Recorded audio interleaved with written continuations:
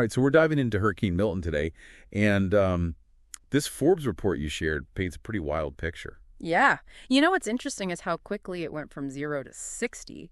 I mean, the impact Milton had even before it made landfall was massive. Yeah, I mean, we're talking Category 3 hurricane slamming into the Siesta Key, Florida, was already reeling from Hurricane Helene, and then bam, Milton hits. And this report mentions nearly 2 million people without power, tornadoes ripping through the state.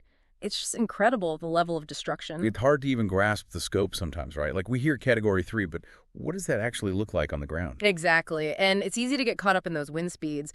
But the secondary effects, like those tornadoes, are often the most devastating. Totally. And the St. Lucie County tornado outbreak, this report highlights, it tragically resulted in fatalities. Yeah, and that's the thing, we often talk about the economic cost of these storms, but the human cost is really what hits home. Absolutely. Those tornadoes were like a hidden danger amidst the larger chaos of Milton.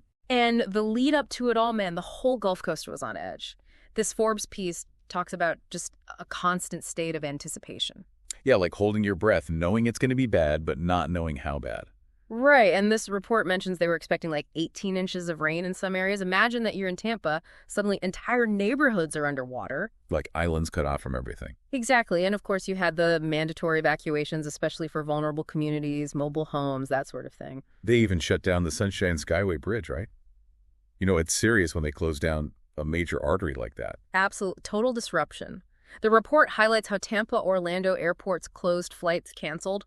It was crazy, and this is where things get really interesting. You familiar with the Waffle House Index? The Waffle House Index, is that like a real thing? Oh, yeah. It's this informal metric people use to gauge how bad a disaster is based on whether the Waffle House is open or not.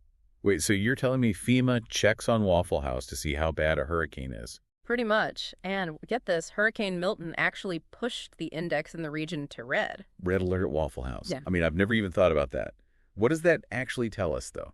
Red means they've closed locations, entirely signaling a widespread severe impact, massive need for aid.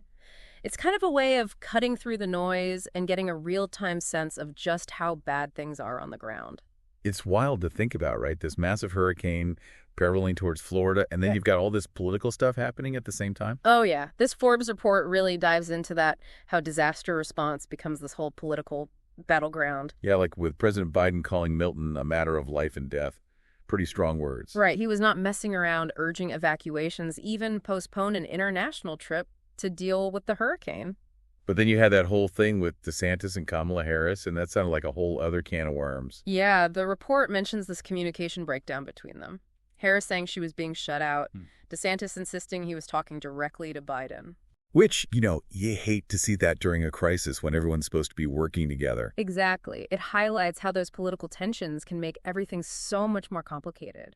And on that note, this report also brought up something I think is really important, especially in the age of like social media, FEMA's fight against misinformation. Oh, yeah, that's huge. I mean, imagine being in a disaster zone needing help, and you're trying to figure out what information is actually legit. Exactly. It's like another layer of stress on top of everything else. And it's not just rumors.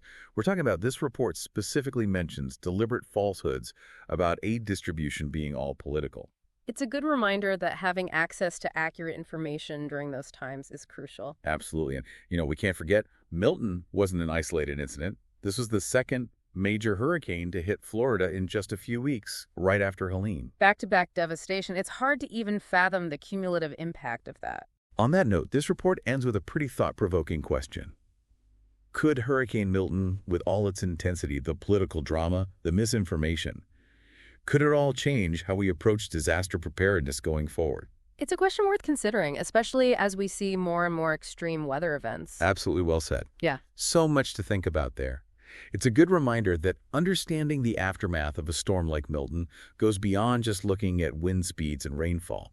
It's about the human impact, the political complexities, the battle against misinformation.